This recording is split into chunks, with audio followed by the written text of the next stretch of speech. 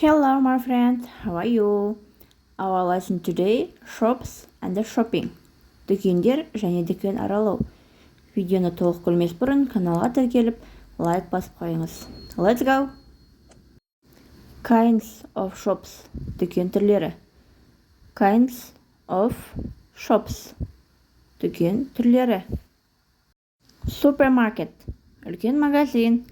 Supermarket. Supermarket. Bookshop. Кітап дүкені. Bookshop. Bookshop.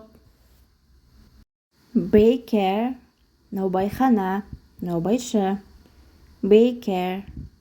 Baker. Butcher. Мясник. Қасапшы. Ет дүкені. Butcher. Butcher. Post office. Почта. Post office. Post office. Gift shop. Сыйлық дүкені. Gift shop.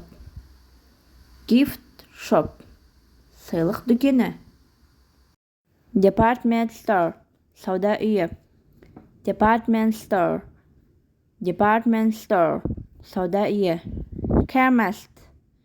Аптека, аптекар. Chemist. Chemist. News agent. Газет киоскісі. Шағын ғана жер, яғни бұны газет сатушы деп те аударады.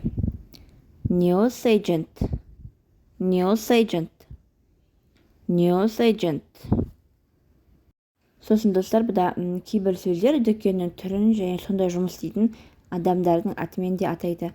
Мысалы, бағана айттық қой, ет дүкені қасапшы дегенді butcher, ет дүкені деп те атайды, бұны қасапшы деп те атайды.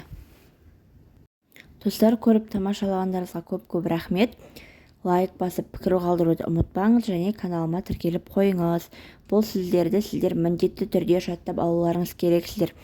Себебі көп жерлерде дүкендердің аттары английский түрде жүреді. Goodbye, bye bye.